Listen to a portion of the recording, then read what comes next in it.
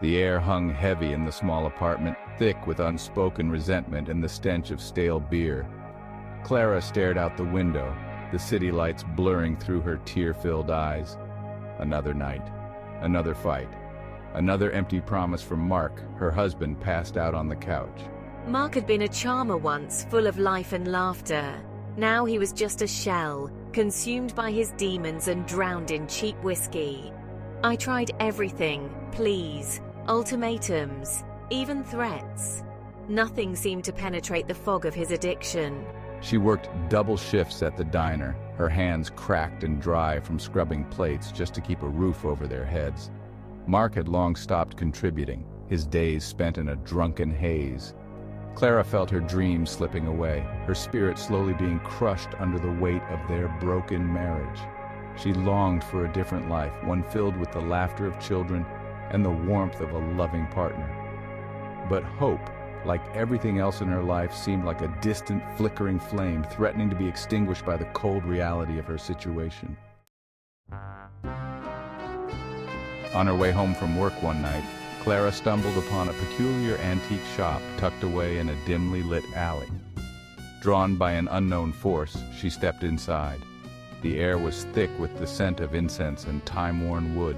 Strange and wonderful objects lined the shelves, whispering tales of forgotten magic. Her gaze fell upon a ring displayed on a faded velvet cushion. It was simple, yet elegant. A silver band adorned with a single shimmering opal that seemed to pulse with an inner light. A wish ring, my dear. One wish, granted without fail. Choose wisely. Clara hesitated, her hand hovering over the ring. A wish. Could it be that simple? Could this be the answer to her prayers? Sometimes, my dear, the universe provides exactly what we need, even if we don't realize it ourselves.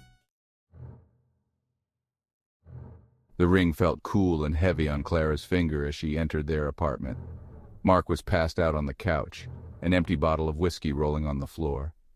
Anger, cold and sharp, pierced through Clara's exhaustion. Was this the life she was destined for?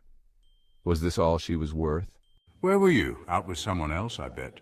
Someone else? You think anyone else would put up with this? With you? Mark stumbled to his feet, his face contorted in a mask of drunken rage. Don't you talk back to me, woman. I'm still your husband. Tears streamed down Clara's face, a mixture of anger, fear, and utter despair. In that moment, as she looked at the pathetic figure before her, she knew. This was not the man she had married. This was not the life she had envisioned. Clara retreated to the bathroom, locking the door behind her. She stared at her reflection, her face pale and drawn, her eyes reflecting the turmoil within. The ring on her finger seemed to throb with a life of its own. One wish, the shopkeeper's words echoed in her mind. I wish for a baby girl, she whispered, her voice trembling with a mixture of hope and desperation. A daughter to love and cherish, a daughter to fill the void in my life. As the words left her lips, a cold wind seemed to sweep through the apartment, extinguishing the flickering light in the living room. Clara gasped, her hand flying to her mouth as a wave of dizziness washed over her. She leaned against the sink, her heart pounding in her chest. When she finally gathered the courage to open the bathroom door, the apartment was eerily silent. Mark was gone. His coat, wallet, and even his precious bottle of whiskey were left untouched. It was as if he had vanished into thin air. Days turned into weeks, and still there was no sign of Mark. The police were baffled, their investigation leading nowhere. Clara, however, couldn't shake the feeling that something wasn't right. The silence in the apartment was deafening, filled with an unsettling emptiness that sent shivers down her spine. Then the morning sickness started. At first, Clara dismissed it as stress, but as the days passed, the nausea intensified, accompanied by a strange fluttering sensation in her stomach. She went to the doctor, her mind racing with possibilities. The doctor smiled warmly, placing a reassuring hand on her arm. Congratulations, Mrs. Miller, she said. You're 6 months pregnant. 6 months? It was impossible. Clara had been meticulous with her birth control, unless a chill ran down her spine as a terrifying thought took root in her mind. The wish, the ring, Mark's disappearance. Could they be connected? Later that night, as Clara lay in bed, her hand resting on her swollen belly, she spoke aloud, her voice barely a whisper. Mark, is that you? Silence. Just the sound of her own ragged breathing, then a voice, faint but unmistakable, echoed inside her head. Clara?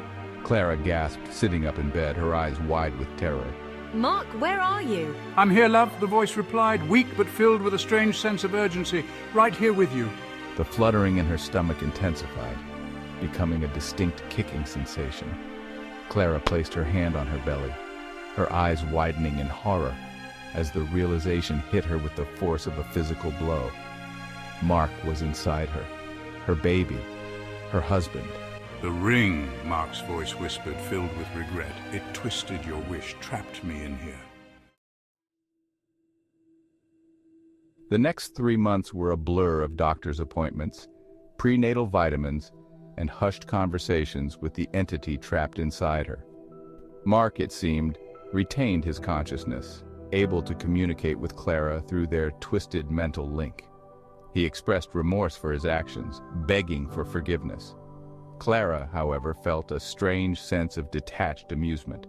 Mark was trapped, unable to drink, gamble, or hurt her. She had her freedom, and soon she would have her daughter. She decided to name her Susie. Finally, the day arrived. As Susie entered the world, her cries filling the delivery room, the mental link between Clara and Mark snapped, severed like a thread.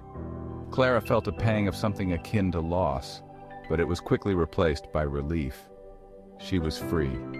Susie grew into a happy, healthy child, her laughter filling the void that Mark had left behind. Clara never spoke of Susie's father, choosing to remember him as the man she had fallen in love with, not the monster he had become. And the wish ring? Clara kept it locked away, a chilling reminder of the night her life took a dark and fantastical turn.